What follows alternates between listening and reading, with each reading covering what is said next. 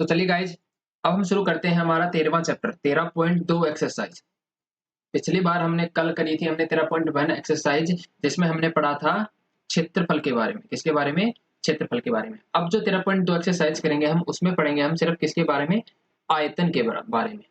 तो हम पूरी की पूरी एक्सरसाइज में सिर्फ किसके बारे में पढ़ेंगे? आयतन के बारे में। तो इसलिए आपको आयतन के सभी क्या है फॉर्मूलाज याद होने चाहिए। तो हम शुरू करते हैं। तो हमारा पहला क्वेश्चन 13.2 का पहला क्वेश्चन है कि एक ठोस एक अर्धगोले पर खड़े एक शंकु के आकार का है, जिसकी त्रिज्या 1 सेंटीमीटर है। मतलब जो दिया गया है ये अर्धगोले के ऊपर क्या खड़ा है? कि शंकु खड़ा है। और इसकी त्रिज्या, तो ध्यान से देखना कि ये मेरा अर्धगोला है और अर्धगोले के ऊपर क्या खड़ा है? एक शंकु खड़ा है। तो इस शंकु पे, ठीक है ना, तो अर्धगोला और शंकु बनकर एक क्या बन गया? हमारा एक ठोस बन गया कोई भी। तो दो आकृतियों को मिलाकर एक क्या बना है? ठोस। तो शंकु की ऊंचाई उसकी त्रिज्या के बराबर है। तो इसने क्या बोला? जो शंकु की ऊंचाई है, जो चीजें हमें दी होती हैं सबसे पहले हमें वो लिख लेनी चाहिए। शंकु की ऊंचाई इक्वल टू क्या है? शंकु की त्रिज्या। और वो कितनी दी गई है मुझे? 1 सेंटीमीटर।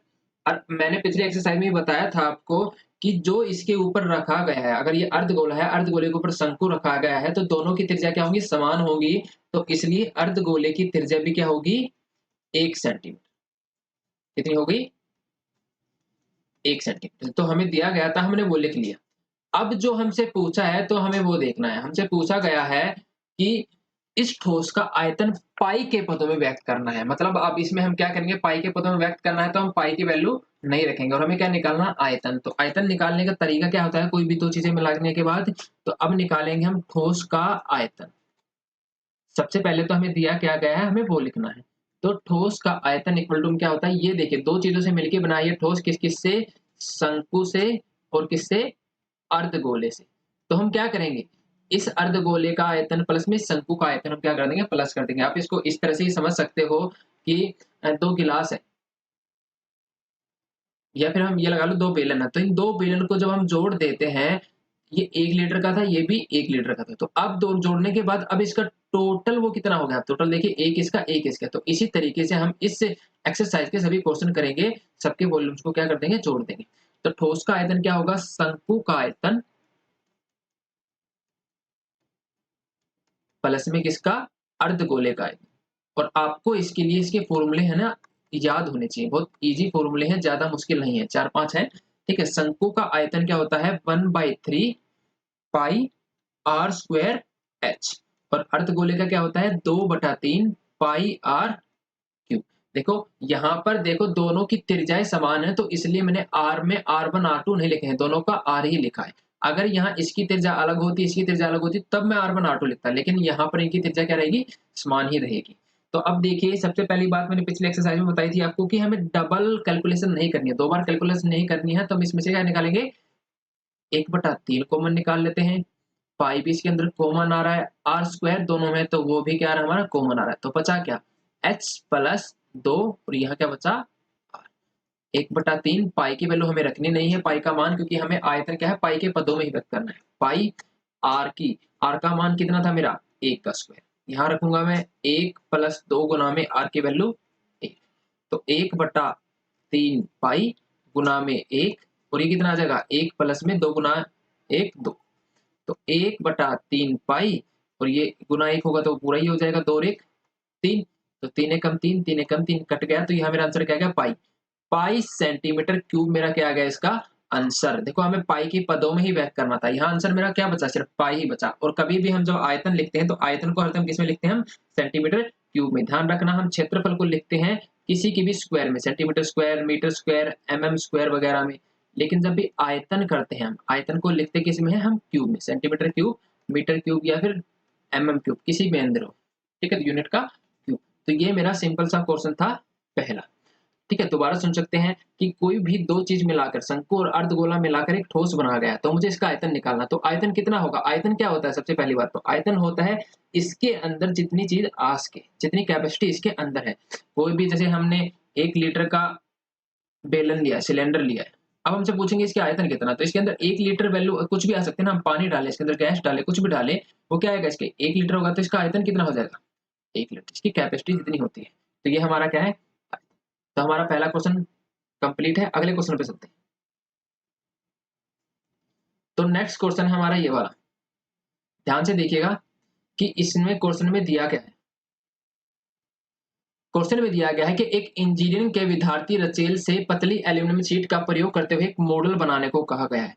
कि इंजीनियर का एक छात्र है, ठीक है, इंजीनियर का एक छात्र है जिसे पतली एल्यूमिनियम की शीट का प्रयोग करते हुए एक मॉडल बनाने को कहा गया है। आपको स्कूल में भी दे देते हैं कोई मॉडल वगैरह बनाने को किसी भी चीज का यूज करके, ठीक है। तो इसको दिया है पतली एल्यूमिनियम का, जो एक ऐसे बेलन के आकार का है जिसके दोनों सिरों पर क्या जड़े हुए दो शंकु हैं। मैं आपको रफ डायग्राम बना के भी दिखाता हूँ, वैसे हमने डायग्राम बना रखा पहले ही। तो क्या था, एक बेलन था, ये बेलन होता है इस तरीके से लेटा हुआ है और इसके दोनों सिरों पर क्या लगा दिया हमने, शंकु, ठीक है। तो इस मॉडल का व्यास दिया उसने 3 सेंटीमीटर। ध्यान से देखिए क्योंकि इस बेलन के ऊपर ही रखा है तो बेलन का भी कितना होगा, 3 होगा, शंकु का भी कितना हो जाएगा व्यास, 3 सेंटीमीटर। इस पूरे की लंबाई दी गई है 12, ना कि मुझे कोई शंकु और बेलन की दी गई है अलग से, इस पूरे मॉडल की लंबाई इसने 12 सेंटीमीटर दी है। यदि प्रत्येक शंकु की ऊंचाई, अब इसने शंकु की ऊंचाई भी देखी दी है, देखो इस शंकु की ऊंचाई होगी ये 2 सेंटीमीटर दी है और ये भी क्या दी है, 2 सेंटीमीटर दी है, और ये पूरी की पूरी जो इसकी ऊंचाई दी है हमें 12 सेंटीमीटर दी है। तो अब हमें क्या बताना है कि रचेल द्वारा बनाए गए मॉडल में अंतर्विष्ट हवा का आयतन, मतलब इसके अंदर जितनी हवा आ सकती है मुझे उसका क्या निकालना है, आयतन निकालना है। तो अब हम आयतन वही उसी तरीके से निकालेंगे। तो अब सबसे पहले तो मैं लिखूंगा हमें दिया क्या गया है। तो मुझे दिया गया है, मुझे पता भी है कि शंकु की त्रिज्या इक्वल टू किसकी होगी, बेलन की त्रिज्या, क्या होगी, बेलन की त्रिज्या। तो शंकु की त्रिज्या और बेलन की त्रिज्या वो कितनी होगी, क्योंकि 3 सेंटीमीटर व्यास है तो वो कितनी हो जाएगी, 3/2 सेंटीमीटर, ठीक है।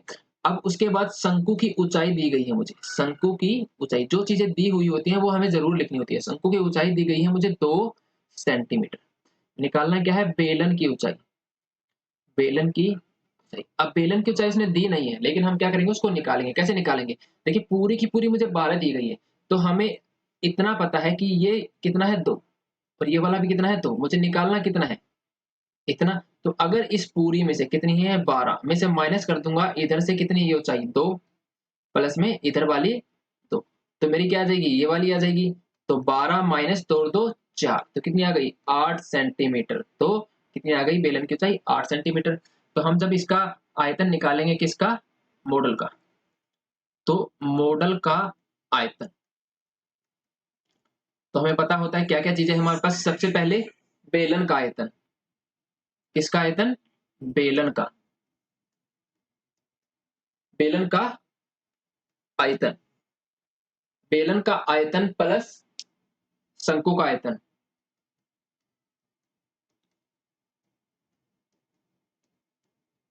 देखो कितने शंकु हैं, 1 और 2। तो अगर मैं 1 का निकाल के इसको 2 से गुना कर देता हूं, किससे, 2 से गुना कर देता हूं, तो मेरा क्या आ जाएगा, दोनों शंकु का आ जाएगा,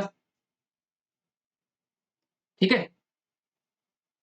तो बेलन का आयतन कितना होता है, बेलन का आयतन होता है 1/3 पाई आर स्क्वायर एच, प्लस, नहीं सॉरी, बेलन का आयतन,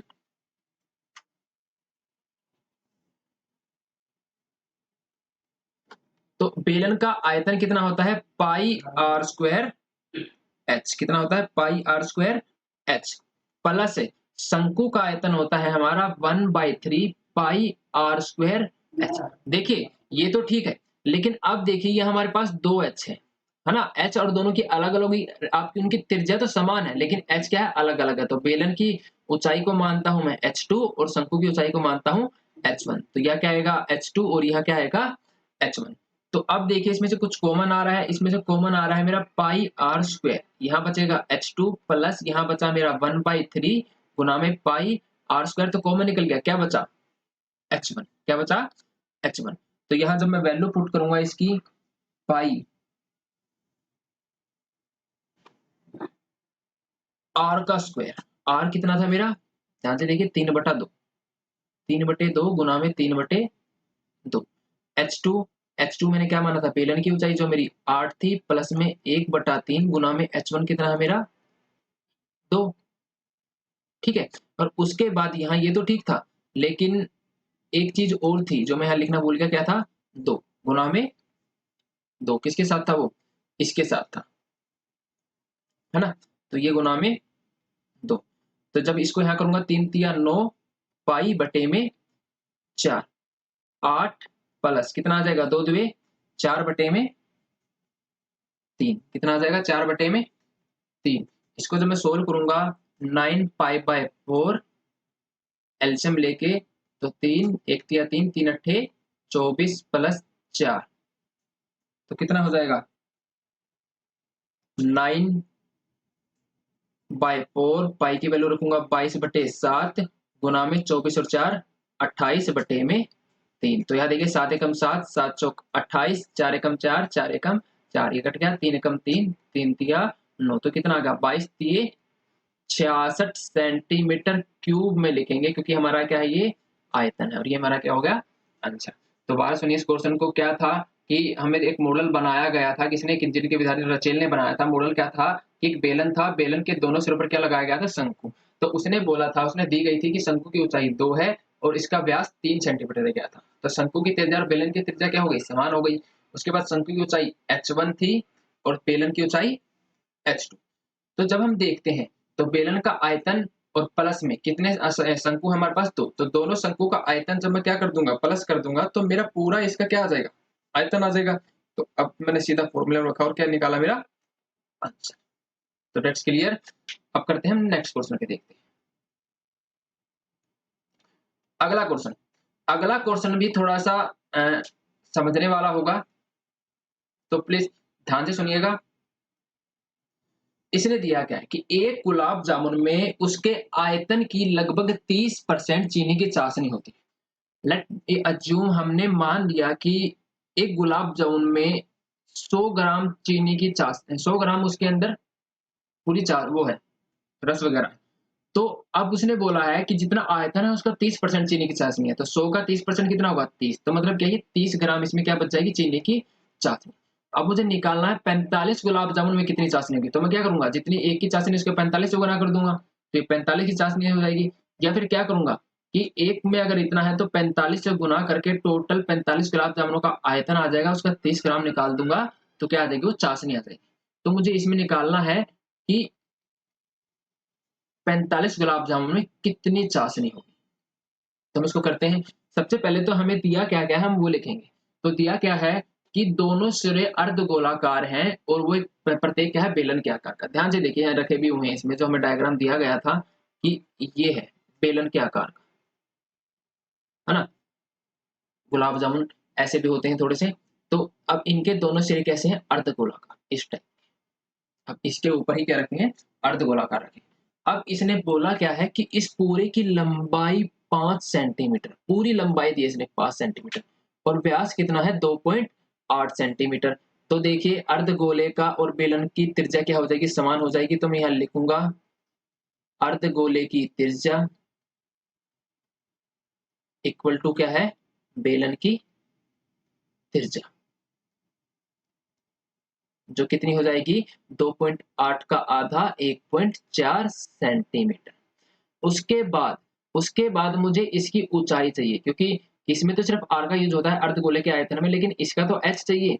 तो जब मैं बेलन की ऊंचाई निकालूंगा, तो बेलन की ऊंचाई निकालने का तरीका हमने इससे पहले भी किया था उसमें, लेकिन अब दोबारा करके दिखाता हूँ। मैं डायग्राम दोबारा बना देता हूँ यहाँ पे थोड़ा बड़े वाला। तो ये क्या था मेरा अर्धगोलाकार, इसमें दोनों तरफ लगे हुए हैं और इसकी पूरी की वो दी है मुझे 5 सेंटीमीटर लंबाई। अब देखिए ये पूरा जो इसका व्यास है वो 2.8 है और ये इसकी त्रिज्या होती है। अर्धगोला की त्रिज्या और ऊंचाई क्या होती है समान होती है। तो ये कितनी हो जाएगी 1.4, मतलब इतनी है मेरे पास 1.4, और इधर से भी इतनी ही क्या होगी ये इसकी 1.4 1.4। तो मुझे निकालनी कितनी है इतनी। तो अगर इस पूरी 5 में से ये 1.4 इधर की और 1.4 इधर की मैं माइनस कर दूंगा, तो क्या आ जाएगी मेरी बेलन की ऊंचाई आ जाएगी। तो 5 माइनस क्या हो जाएगी 2.8, 1.4 प्लस 1.4। तो 5 में से 2.8 माइनस करोगे कितना आएगा 2.23, 2.2 सेंटीमीटर। ये क्या आ गई मेरी बेलन की ऊंचाई। अब बेलनाकार भाग किया फिर बेलन की ऊंचाई। अब जब हम इसका क्वेश्चन करेंगे हमें क्या निकालना है चाशनी, मतलब पहले सबसे पहले तो मुझे गुलाब जामुन का आयतन निकालना पड़ेगा, तभी तो उसकी चाशनी निकाल पाऊंगा मैं। तो गुलाब जामुन का आयतन, गुलाब जामुन का आयतन क्या होगा मेरा, देखिए किससे बना है ये, एक बेलन प्लस में दो अर्धगोलों से। तो मैं इन तीनों का क्या निकाल दूंगा, आयतन। तो बेलनाकार भाग या फिर बेलन का आयतन, बेलनाकार भाग का आयतन प्लस, प्लस में क्या कर देंगे हम,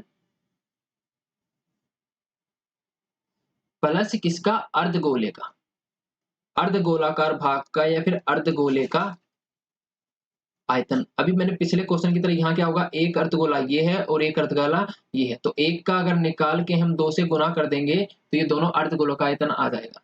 तो बेलनाकार भाग का आयतन कितना होगा, पाई आर स्क्वायर एच, क्योंकि एच एक ही है तो यहाँ H1 का H1 का कोई वो नहीं है।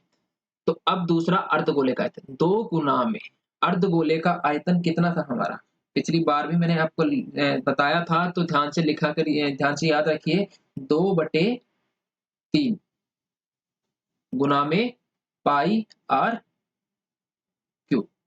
ठीक है, अब हम यहाँ वैल्यू रखते हैं। वैल्यू रखने से पहले क्या मैंने क्या बताया था, दो बार कैलकुलेशन नहीं करनी है, या तो हम क्या कर सकते हैं, कॉमन भी निकाल सकते हैं या फिर हम डायरेक्ट भी कर सकते हैं, वो आपकी मर्जी। अगर आपकी कैलकुलेशन अच्छी है, आप जल्दी जल्दी कैलकुलेशन कर सकते हैं, तो आप इसको आराम से कर सकते हैं। जैसे मैं लिख के दिखाता हूँ, 22/7, आर की वैल्यू कितनी है मेरी, आर की वैल्यू है 1.4 गुना में तो 1.4 गुना में एच की वैल्यू कितनी आई थी मेरी 2.2 प्लस 2×4/3, पाई की वैल्यू 22/7, आर की वैल्यू कितनी है मेरी 1.4 गुना में 1.4 गुना में 1.4। अब देखिए डबल डबल कैलकुलेशन होगी, यहाँ पे करनी पड़ेगी यहाँ, तो मैं करके दिखाता हूँ। 7 एकम 7, 7×2 14, तो कितना आएगा 0.2 से कट गया, और तो कुछ काटने का पता नहीं। यहाँ भी ऐसे 7 एकम 7, 7×2 14 0.2, और जब इसको गुना करूंगा 7×2 44 मतलब 4.4, और इसको 2 से 2.2 और 1.4 से मैं गुना करूंगा तो मेरा आंसर आएगा 13.552 प्लस यहाँ वाला 22 चौक 88, 88 दुए 176, और फिर 14 14 196। जब इनको मैं गुना करूंगा और 3 से क्या करूंगा, भाग दूंगा, तो मेरा आंसर कितना आ जाएगा 11.498। तो ये कैलकुलेशन देखो कुछ बड़ी हो गई, अगर मैं कॉमन लेके निकालता तो मेरा आंसर क्या हो जाता, थोड़ा छोटा हो जाता। तो आप कॉमन लेके करना।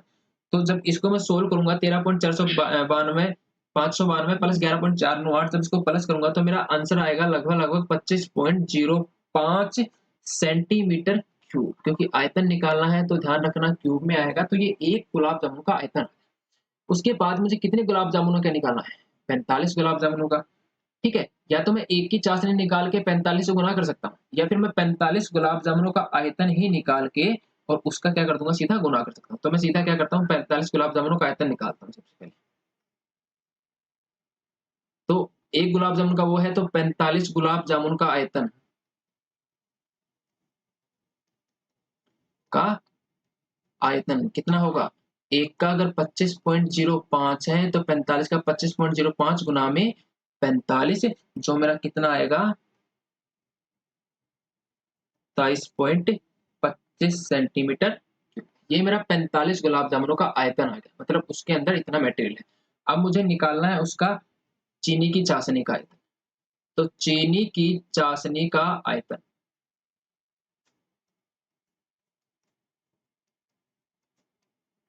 इक्वल टू क्या होगा, 30%, किसका, 30% 45 गुलाब जामुनों के आयतन का ये होता है। तो 30% मतलब 30/100 गुना में कितना 1127.25। तो इसका जब क्या करूंगा, मैं इसको सोल्व कर दूंगा तो मेरा एक जीरो से एक जीरो तो यहाँ कट रहा है, और सीधा इससे गुना करूंगा 3×5 = 15 की 5 का ऐसे लगाए, तो कुछ सोल्व करने के बाद आएगा ना 338.17 सेंटीमीटर क्यूब। मतलब 45 गुलाब जामुन में जो चीनी का आयतन है ये इतना आता है। इसको लगभग लगभग हम लिखेंगे 338 सेंटीमीटर, क्योंकि एक साथ किसके नजदीक होता है 338। तो ये मेरा क्या आ गया, तो हमारे 45 गुलाब जामुन में लगभग कितनी चीनी की चाशनी होगी, 338.17 सेंटीमीटर क्यूब। दोबारा समझते हैं हमने क्या किया था, कि सबसे पहले मैंने एक गुलाब जामुन का आयतन निकाला था, और एक गुलाब जामुन का आयतन क्या था, इसमें क्या क्या चीजें थी, एक बेलनाकार भाग था इसका, दूसरा इसका क्या था अर्धगोले, दो अर्धगोलाकार भाग थे। तो क्या किया मैंने, गुलाब जामुन का आयतन निकाला, बेलनाकार भाग का आयतन एक का प्लस में दो अर्धगोलाकार भाग का आयतन। इसका फॉर्मूला पुट किया, इसमें वैल्यूज पुट की, तो एक गुलाब जामुन का आयतन आ गया 25.05 सेंटीमीटर। उस एक गुलाब जामुन का आयतन को मुझे 45 गुलाब जामुन से मैंने 45 से गुना कर दिया, तो ये आ गया मेरा 45 गुलाब जामुनों का आयतन। और उसके बाद मैंने चीनी की चाशनी का आयतन निकालना था, वो टोटल के आयतन का कितना कर दिया मैंने 30%, जो उसकी चीनी का आयतन था, तो ये हमारा 338 सेंटीमीटर क्यूब। तो चलिए हम नेक्स्ट क्वेश्चन की तरफ चलते हैं। अगला क्वेश्चन है हमारा, अगला क्वेश्चन बिल्कुल सिंपल है। आप जब ऑफिस में जाते हो अपने प्रिंसिपल की या फिर किसी भी ऑफिस में है, तो आप देखते भी होंगे इस तरह के पेन के वो रखे होते हैं, कलमदान रखे होते हैं, एक लकड़ी का होता है और उसके अंदर कुछ इस तरीके से ये बने होते हैं, ठीक है, ये है जैसे इस टाइप के बने होते हैं, उसके अंदर हम पेन पेन की निब को डाल देते हैं और वो पेन रखा जाता है उसमें। तो इसने बोला है कलमदान घनाभ के आकार का है, तो ये कलमदान है, ये लकड़ी का है, जो किसके आकार का है, घनाभ के आकार का। घनाभ की विमाएं 15 सेंटीमीटर, 10 सेंटीमीटर और 3.5 सेंटीमीटर की है। तो घनाभ में क्या होती है, मेरी लंबाई, चौड़ाई और ऊंचाई जो मुझे दी गई है, और प्रत्येक गड्ढे की त्रिज्या, क्योंकि गड्ढा किस आकार का है, देखिए गड्ढा किस आकार का है, कोन के आकार का है, ठीक है, और इसकी त्रिज्या दी गई है और उसकी गहराई मतलब एच दिया गया है।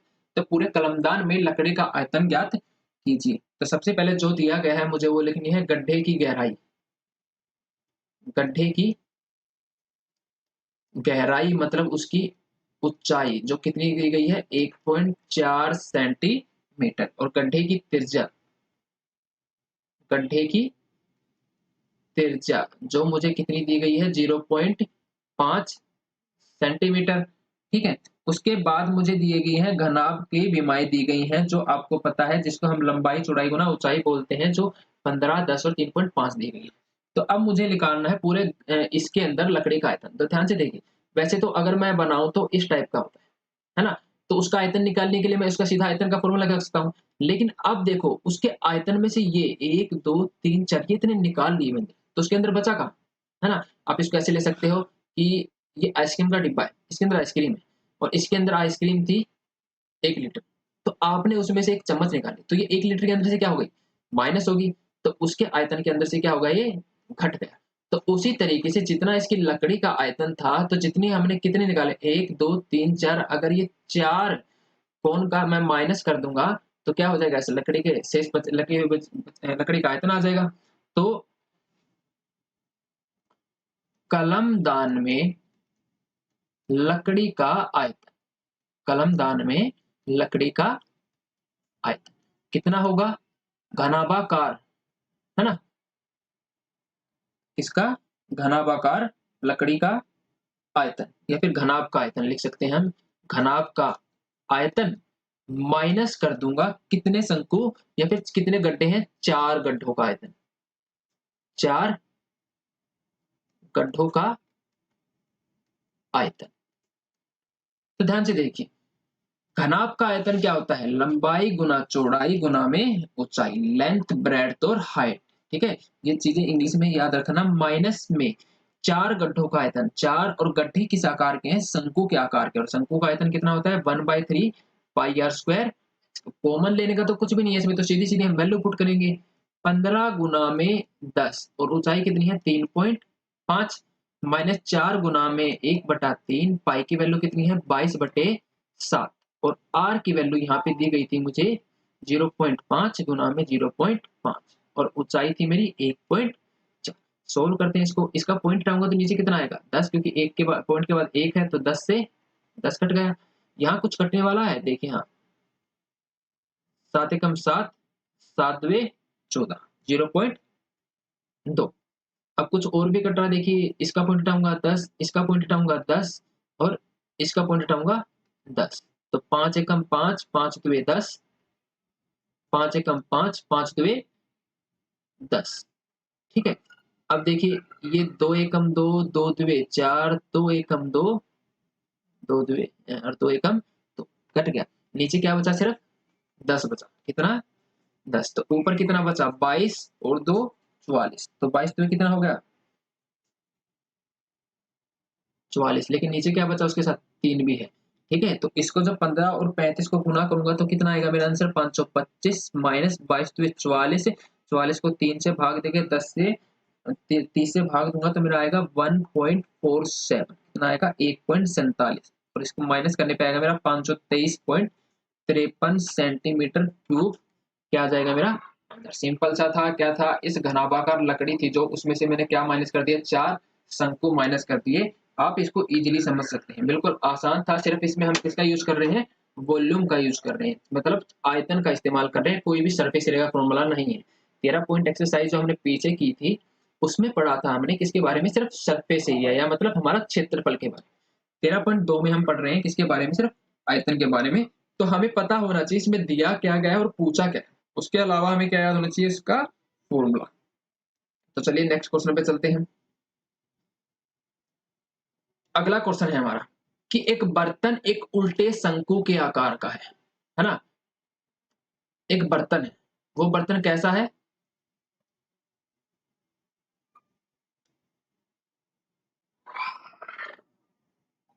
सॉरी सॉरी बेटा।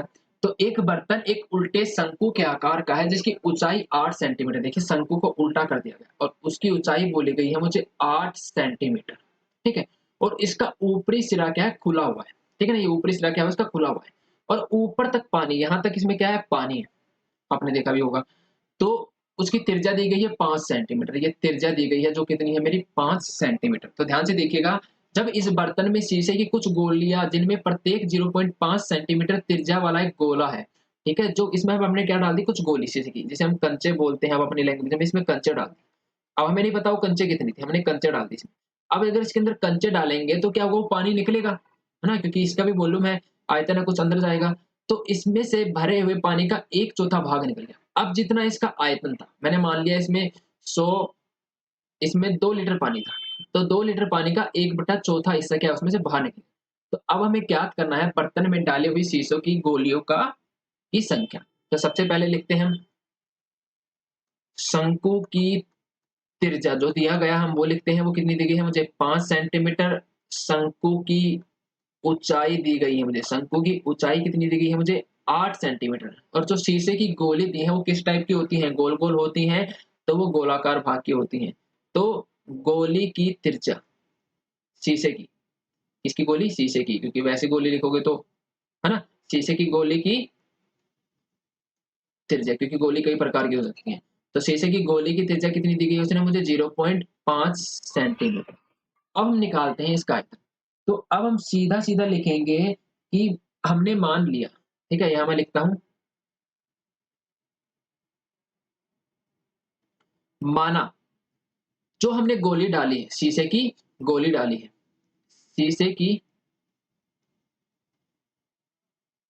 गोलियों की संख्या हमने अपने आप अपने पास से मान ली, वो है n, मुझे नहीं पता, x लिख लो, y लिख लो, आप कुछ भी मान सकते हो, मैंने माना है n। देखिए इसको ना यहाँ पहले लाइन वाइज लिखना है क्योंकि मेरे पास स्पेस थोड़ा है तो मैं इस तरफ लिख रहा हूँ, ठीक है।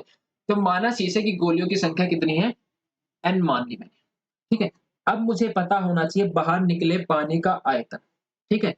तो जो बाहर पानी निकलेगा, देखना, बाहर निकले पानी का आयतन इक्वल टू में क्या होगा, n गुना शीशे की गोली का आयतन।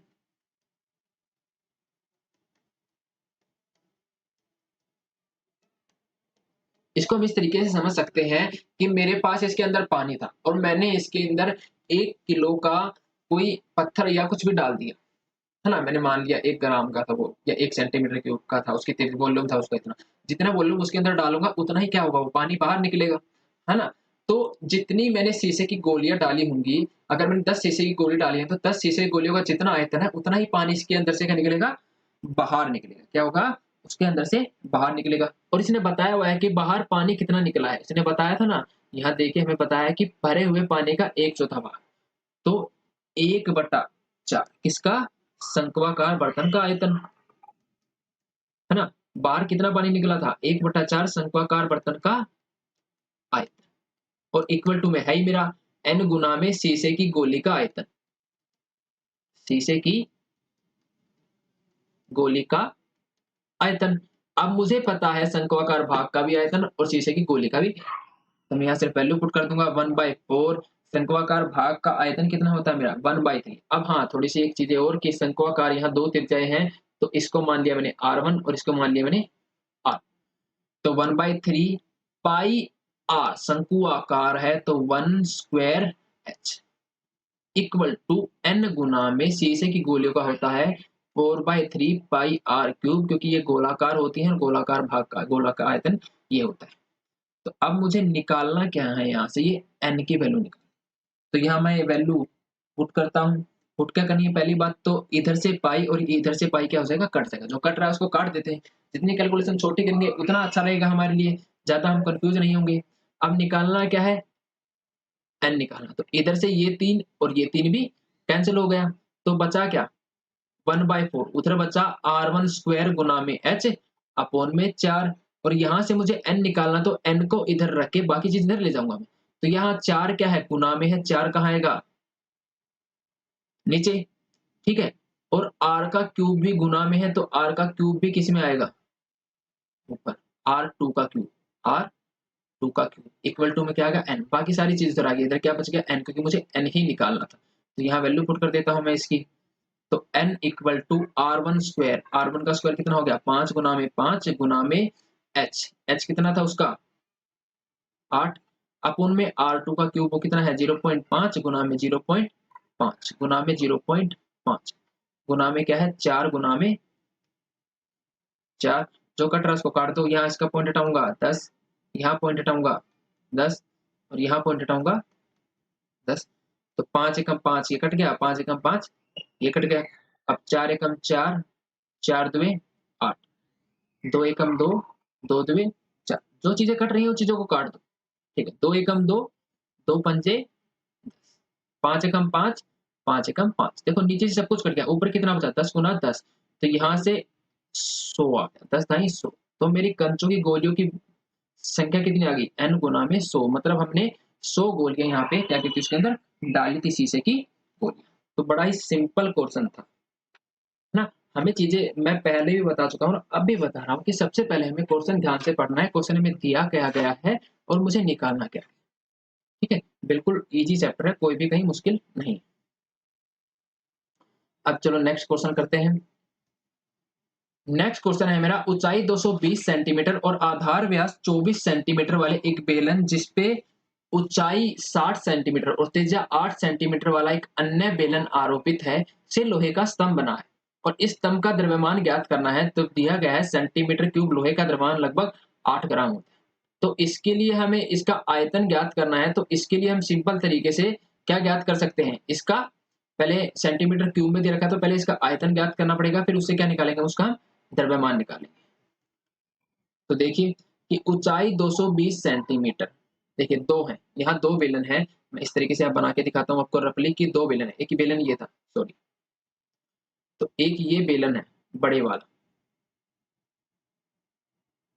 और इसी के ऊपर एक छोटा बेलन है, ठीक है। सिलेंडर भी इसी प्रकार का होता है, हमारे घर में सिलेंडर होगा या फिर हम जो पानी की बोतल बाहर से लेते हैं तो वो इसी प्रकार के होते हैं। देखिए एक बेलन ये है और उसके ऊपर एक और बेलन रखा हुआ है। तो उसने इसकी बताया हुआ है कि क्या क्या है। अब हम देखते हैं इसमें क्या क्या दिया कि ऊंचाई 220 सेंटीमीटर, ये जो ऊंचाई दी है ये मुझे दी है 220 सेंटीमीटर और आधार व्यास 24, इसका व्यास दिया गया है पूरा 24 सेंटीमीटर।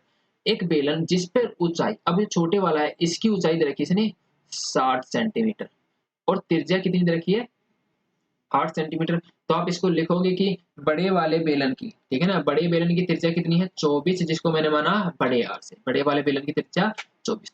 बड़े वाले बेलन की ऊंचाई जिसको मैंने माना बड़े एच से 220 सेंटीमीटर। छोटे वाले बेलन की त्रिज्या दी गई है 8 सेंटीमीटर जिसको मैंने माना छोटे आर से। और छोटे वाले बेलन की ऊंचाई कितनी दी गई है 60 सेंटीमीटर जिसको मैंने मान लिया 60 सेंटीमीटर। तो अब इसको यहाँ अच्छी तरह लिख के फिर इस क्वेश्चन को रखेंगे।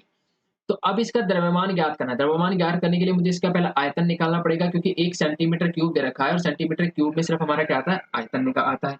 तो अब हम इसका जब क्या करेंगे आयतन ज्ञात करेंगे स्तंभ का। किसने क्या बोला, क्या बनाइए स्तंभ का आयतन। तो स्तंभ का आयतन क्या होता है, बड़े बेलन का आयतन होगा, है ना।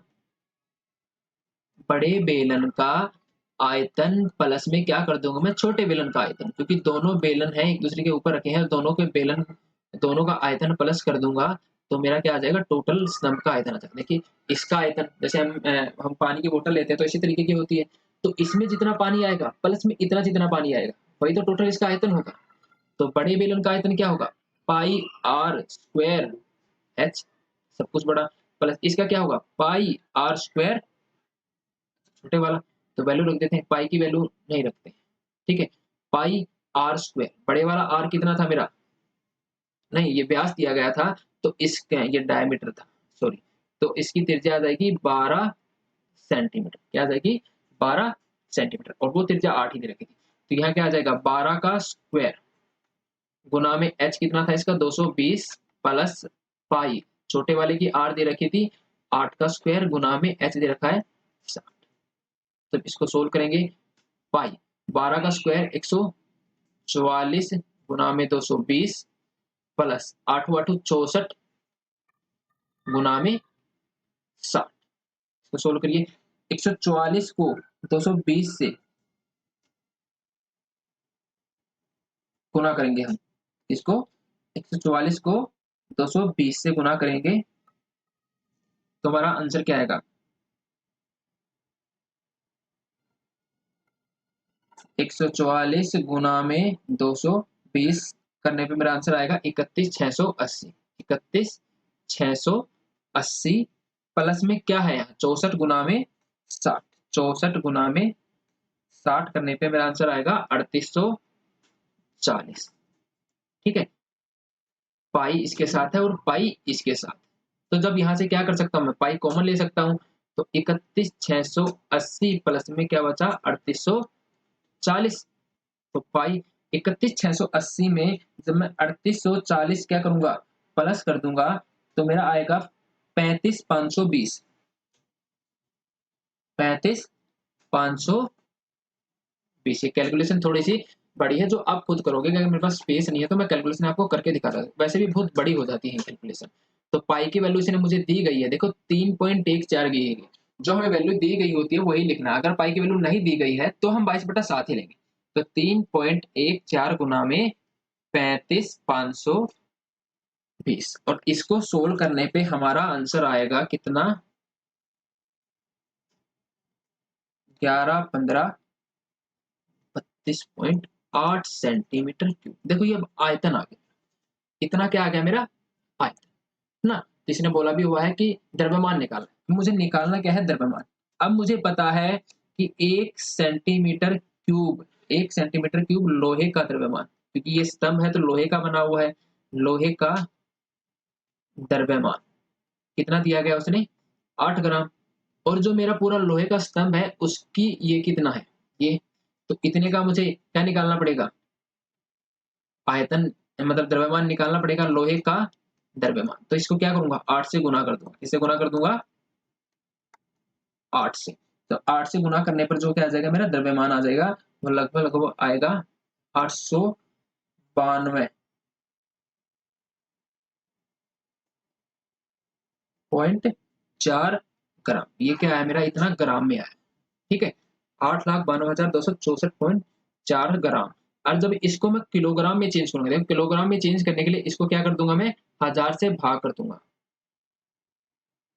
264.4 अपोन में 1000 किलोग्राम, क्योंकि 1 ग्राम में कितना होता है, 1 किलोग्राम में 1000 ग्राम होते हैं, तो 1000 से भाग दूंगा तो 1 2 3 के बाद ये पॉइंट उठ के यहाँ आ जाएगा, तो ये लगभग हो जाएगा 892.26 किलोग्राम। तो ये मेरा क्या आ गया इसका द्रव्यमान, हमने पहले ग्राम में निकाला था, कई जगह अब इसको ग्राम में भी छोड़ सकते हैं और किलोग्राम में भी आंसर निकाल सकते हैं, क्योंकि हर एक बुक में अलग अलग कई बार आंसर दे दिए होते हैं, तो आप कंफ्यूज ना हुए वहां पर, तो इसलिए हमने इसको किलोग्राम में भी निकाल दिया।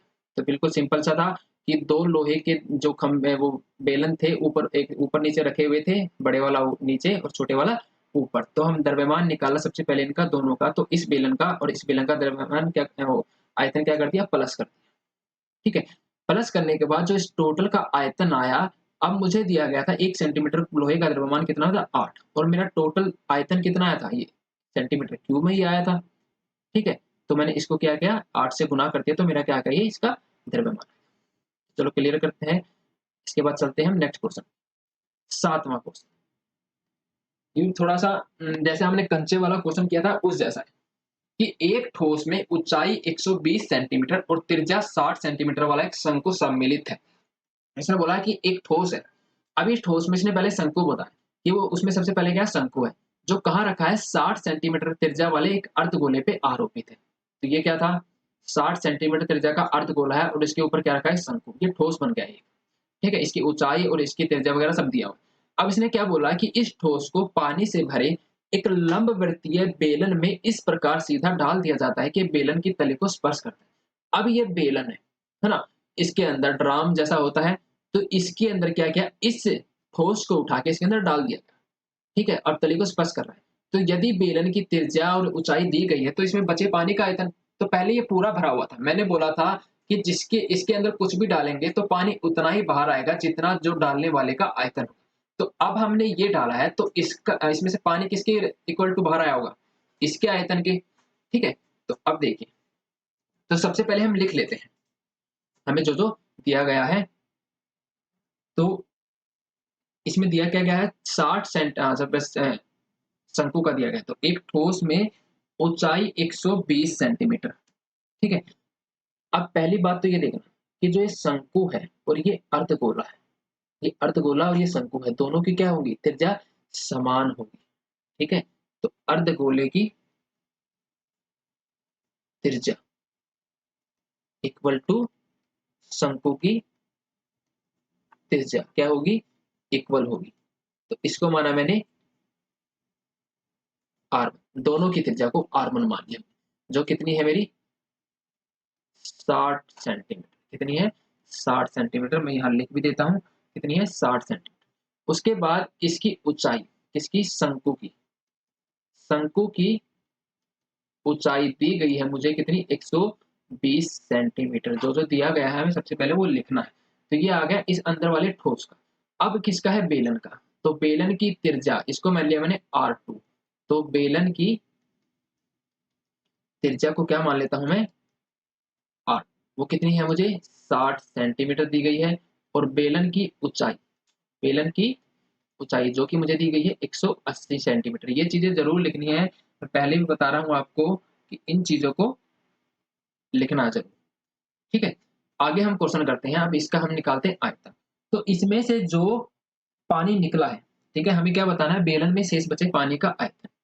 तो बेलन में शेष बचे पानी का आयतन तो किस तरह निकालेंगे, शेष बचे पानी का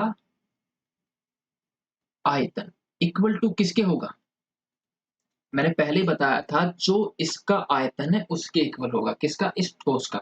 और उस ठोस का आयतन क्या होगा, इस शंकु का, किसका, शंकु का प्लस में किसका, अर्धगोले, प्लस में किसका, अर्धगोले का, है ना।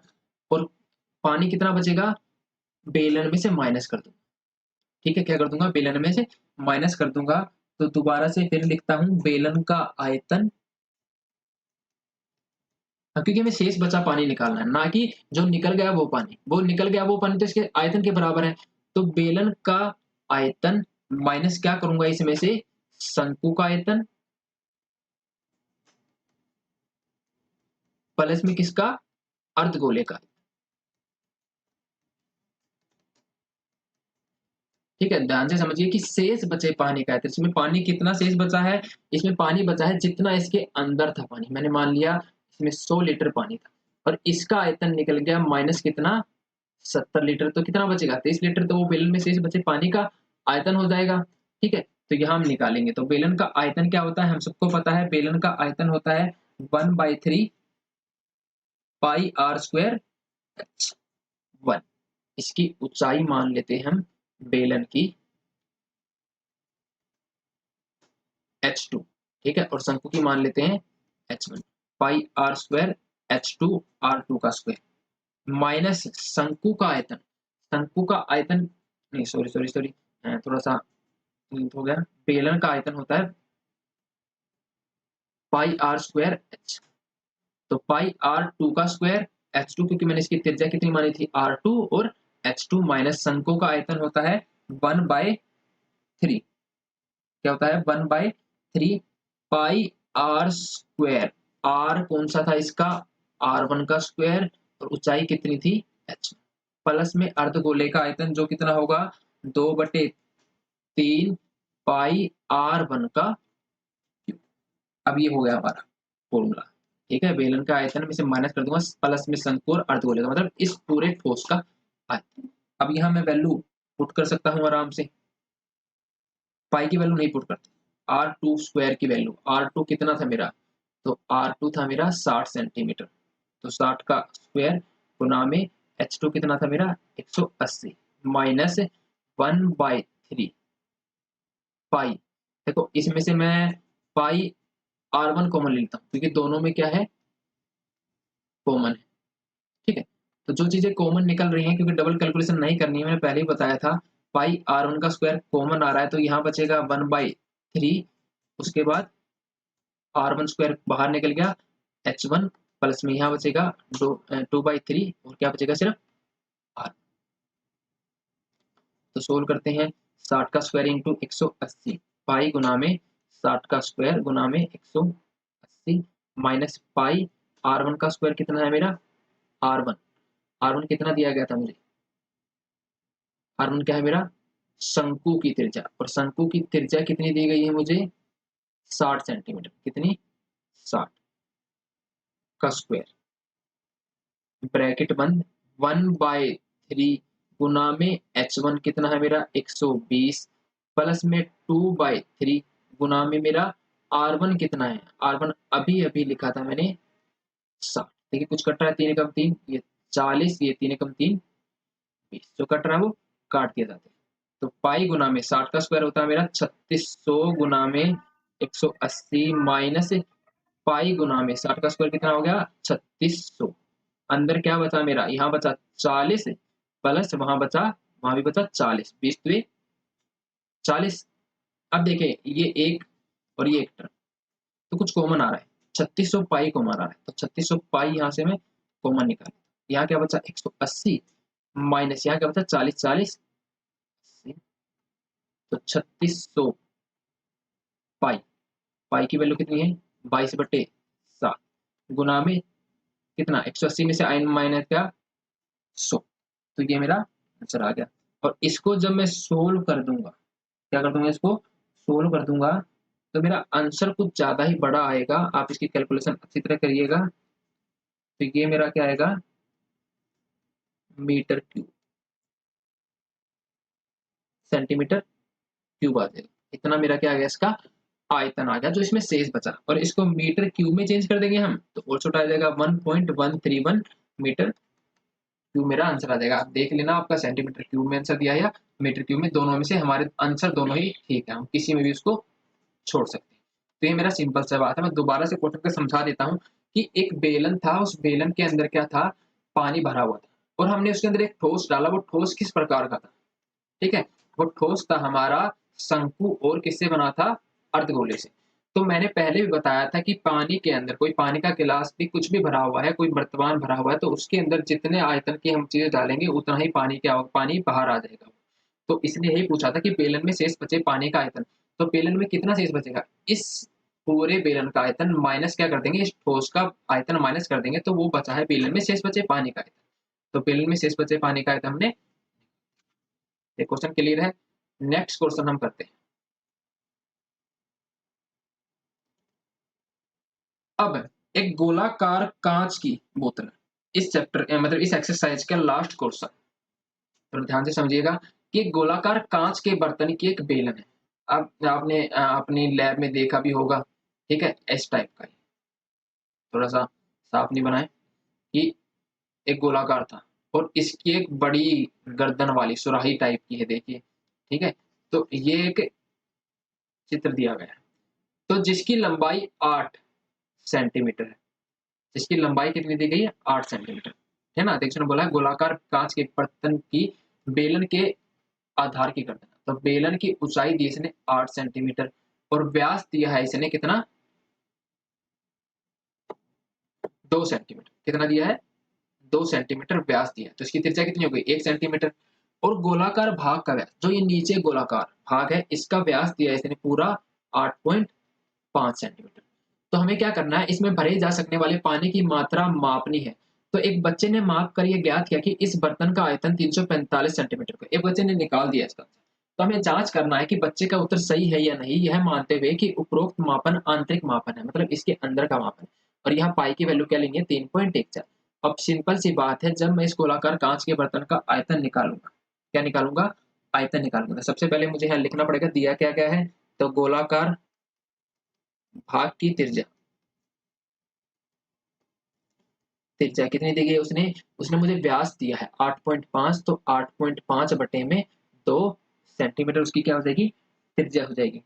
अब उसके बाद बेलनाकार भाग की ऊंचाई, तो बेलन की ऊंचाई वो कितनी हो जाएगी, वो मुझे उसने दी है 8 सेंटीमीटर, और बेलन की त्रिज्या भी अलग है, तो इसको मान लेता हूं मैं R1 और इसकी त्रिज्या R2, बेलन की त्रिज्या वो कितनी दी गई, उसने मुझे व्यास दिया है 2, तो त्रिज्या हो जाएगी 1 सेंटीमीटर। तो जो ये हमारा अब बर्तन का आयतन होगा, बर्तन का आयतन, बर्तन का आयतन है मेरा गोलाकार भाग का आयतन, गोलाकार भाग का आयतन प्लस में किसका, ये बेलनाकार भाग, देखो इसका आयतन प्लस में इसका आयतन, ठीक है ना, बेलनाकार भाग का आयतन, बेलनाकार भाग का आयतन। अब सिंपल से हम क्या कर देंगे, इसमें वैल्यू पुट कर देंगे, तो फॉर्मूला क्या होता है गोलाकार भाग के आयतन का, 4/3 पाई आर, कौन सा आर है, 1 का क्यूब, प्लस में बेलनाकार भाग का आयतन कितना होता है, पाई R2 का स्क्वायर एच, क्योंकि एच एक ही है तो एच में तो H2 नहीं लिखने का फर्क नहीं पड़ता। अब हम वैल्यू रख देते हैं 4/3 पाई R1 का क्यूब कितना है, R1 कितना, ध्यान से देखिए 8.5 गुना में बटे में 2, तो 8.5 बटे में 2 गुना में 8.5 बटे में, प्लस यहाँ पाई की वैल्यू, R कितना है मेरा 1 का स्क्वायर, H कितना है 8। ये थोड़ा सा सिंपल है, सॉरी यहाँ पाई की वैल्यू 3.14 लेनी है, जो अभी रखी नहीं है मुझे ध्यान रखना पाई की वैल्यू, ठीक है, तो पाई कॉमन ले लेता हूँ, इसको सोल्व करता हूँ तो कुछ कट रहा है, अगर मैं इसको काटने की कोशिश करता हूँ 3 दूनी 6, तो यहाँ 2 बचता है और 25 जो उसके टेबल में नहीं आता, ठीक है, तो हम सीधा पाई की वैल्यू पुट करके इसको सोल्व करते हैं, 3.14 गुना में 8.5 गुना में 8.5 बटे में 2 बटे में 2, और ये कितना हो जाएगा 8 गुना में 1 8 पाई, यहाँ से 2 एकम 2, 2 दूनी 4, 2 एकम 2, ये कट गया। जब इसको गुना करके मैं 3 से भाग दूंगा तो मेरा आंसर आएगा 321.39, 392 प्लस में 8 पाई, यहाँ पे गुना में 3.14 करूंगा तो ये आएगा मेरा 25.12, और जब इसको प्लस कर दूंगा आ जाएगा मेरा 346.512 सेंटीमीटर। लेकिन देखो बच्चे का कितना आया था 345 और हमारा कितना आया 346.51, ये मेरा सेंटीमीटर क्यूब आया आंसर। तो हम यहाँ क्या लिखेंगे, बच्चे का उत्तर सही नहीं, हमें चेक करना था, हमें चेक करना था कि बच्चे का उत्तर सही है या नहीं, तो बच्चे का उत्तर सही नहीं है, उसकी कैलकुलेशन निकालो। तो आप अब हमारा ये 13.2 एक्सरसाइज खत्म होती है। तो आपने इसमें ध्यान से देखा है कि जो हमने ये एक्सरसाइज की है सिर्फ इसमें हमने किसके बारे में पढ़ा है, आयतन के बारे में। तो आपको इसके लिए सबसे पहले क्या होना चाहिए, सबके फॉर्मूले याद होने चाहिए अच्छी तरह से, फिर उसमें दिया क्या गया है वो लिखना है और निकालना क्या है वो अच्छी तरह समझना है। आराम से करेंगे क्योंकि बोर्ड में डरना नहीं है, ज्यादा क्वेश्चन नहीं है। अगर आपने इससे पिछली वाली एक्सरसाइज नहीं देखी है तो ऊपर जाके इस पे क्लिक करके आप अगली वाली एक्सरसाइज देख सकते हैं। धन्यवाद।